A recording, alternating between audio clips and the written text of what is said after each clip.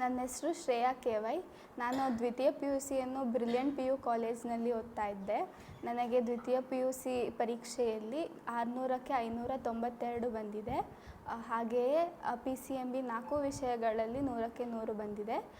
ನಮ್ಮ ಕಾಲೇಜಿನ ಶಿಕ್ಷಕರು ಹಾಗೂ ನನ್ನ ತಂದೆ ತಾಯಿ ನನಗೆ ತುಂಬ ಪ್ರೋತ್ಸಾಹ ನೀಡಿದ್ದಾರೆ. ತುಂಬ ಸಪೋರ್ಟ್ ಮಾಡಿದ್ದಾರೆ ನನ್ನ ಫುಲ್ ಫ್ಯಾಮಿಲಿ.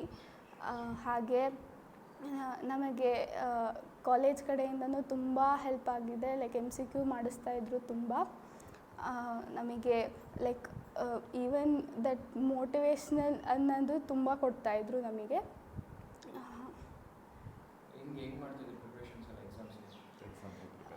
ಎಕ್ಸಾಮ್ಸಿಗೆ ಮೇಯ್ನಾಗಿ ನೀವು ಸೆಕೆಂಡ್ ಇಯರ್ ಫಸ್ಟ್ ಇಯರ್ ಎರಡಕ್ಕೂ ಮೇಯ್ನಾಗಿ NCERT ರೆಫರ್ ಮಾಡಬೇಕು. ಅದ್ರ ಬೇಸಿಸ್ ಮೇಲೆ ತುಂಬ ಕ್ವೆಶನ್ಸ್ ಸಾಲ್ವ್ ಮಾಡಬೇಕು. ನೀವು ಎಷ್ಟು ಕ್ವೆಶನ್ ಸಾಲ್ವ್ ಮಾಡ್ತೀರಾ ನಿಮಗೆ ಅದು ಅಷ್ಟು ಹೆಲ್ಪ್ ಆಗುತ್ತೆ. ಹಾಗೆ ನೀಟಾಗಿ ಕೂತ್ಕೊಂಡು ಶ್ರದ್ಧೆಯಿಂದ ಓದಿ ಎಲ್ಲ 6 to 7 hours. ಹಾಂ, ಮೆಡಿಕಲ್ ಮಾಡಬೇಕು ಅಂತ ಮೆಡಿಕಲ್ ಮಾಡಬೇಕು ಅಂತ. ನನ್ನ ಹೆಸರು ನಿರೀಕ್ಷಾ ಅಂತ. ನಾನು ದ್ವಿತೀಯ PUCಯನ್ನು ಬ್ರಿಲಿಯಂಟ್ PU ಕಾಲೇಜಿನಲ್ಲಿ ಓದ್ತಿದ್ದೆ. ಈಗ ಸೆಕೆಂಡ್ PU ಬೋರ್ಡ್ ಎಕ್ಸಾಮ್ನಲ್ಲಿ ನಾನು 600ಕ್ಕೆ 592 ಮಾರ್ಕ್ಸ್ ಸ್ಕೋರ್ ಮಾಡಿದ್ದೀನಿ. ಕಾಲೇಜಿಂದ ತುಂಬ ಗೈಡೆನ್ಸ್ ಮತ್ತು ಮೋಟಿವೇಶ್ನಲ್ ಸ್ಪೀಚ್ ಎಲ್ಲನೂ ತುಂಬ ಚೆನ್ನಾಗಿ ಕೊಡ್ತಿದ್ರು. ನಮ್ಮ ಪೇರೆಂಟ್ಸ್ ಕೂಡ ತುಂಬ ಸಪೋರ್ಟ್ ಮಾಡಿದ್ದಾರೆ. ನಾನು ಡೈಲಿ 6 to 7 hours ಓದ್ತಿದ್ದೆ. ಮೇಯ್ನಾಗಿ NCERT ಓದಬೇಕು. ಅದು ಬೋರ್ಡ್ ಎಕ್ಸಾಮ್ಗೆ ಮತ್ತು ಕಾಂಪಿಟೇಟಿವ್ ಎಕ್ಸಾಮ್ಸ್ಗೆ ಮೇಯ್ನ್ ಬೇಸಿಸೇ ಅದು. ಕಾಲೇಜಲ್ಲಿ ಕೋಚಿಂಗ್ ತುಂಬ ಚೆನ್ನಾಗಿ ಕೊಡ್ತಾಯಿದ್ದಾರೆ. ಸೊ ಮೇಯ್ನ್ ಮಾರ್ಕ್ಸ್ ಸ್ಕೋರ್ ಮಾಡೋಕ್ಕೆ ಕಾಲೇಜ್ ರೀಸನ್ ಆಗುತ್ತೆ. ಕಾಲೇಜ್ ಮತ್ತು ಪೇರೆಂಟ್ಸ್ ಸಪೋರ್ಟ್ ಆಗಿದೆ. ನಾನು IAS ಆಗಬೇಕಂತ ಡ್ರೀಮ್ ಇದೆ. ನಾನು ಮೇಯ್ನ್ NCERT ಓದ್ತಿದ್ದೆ. ಡೈಲಿ 6 to 7 hours ಮಾರ್ನಿಂಗ್ ಎದ್ದು ಓದ್ತಿದ್ದೆ ನಾನು ಅವಾಗ. ಸೊ ಅದು ಈಸಿಯಾಗಿ ಗ್ರಾಸ್ಪ್ ಮಾಡೋಕ್ಕೆ ಈಸಿ ಆಗ್ತಾಯಿತ್ತು. ಅಂದರೆ ತುಂಬ ಕಾನ್ಸಂಟ್ರೇಷನಿಂದ ಓದಬೇಕು ಅಷ್ಟೇ, ಏನು ಡಿವಿಯೇಟ್ ಆಗಬಾರ್ದು. ಮಾರ್ನಿಂಗ್ ಟೈಮ್ ಓದೋದು ತುಂಬ ಅದು ಯೂಸ್ಫುಲ್ ಆಗಿರುತ್ತೆ. ಸೊ ಡೈಲಿ ಅದನ್ನು ಕಂಟಿನ್ಯೂಟಿ ಮೇಂಟೈನ್ ಮಾಡಬೇಕು ಅಷ್ಟೇ. Brilliant PU college Hassan, Hemavathi Nagar. ನಮ್ಮ ಕಾಲೇಜಿನ ಇಬ್ಬರು ವಿದ್ಯಾರ್ಥಿಗಳು ಬೋರ್ಡ್ ಎಕ್ಸಾಮಿನೇಷನ್ ಸೆಕೆಂಡ್ PUCನಲ್ಲಿ 600ಕ್ಕೆ 592 ಅಂಕಗಳನ್ನು ಪಡೆದಿರುತ್ತಾರೆ.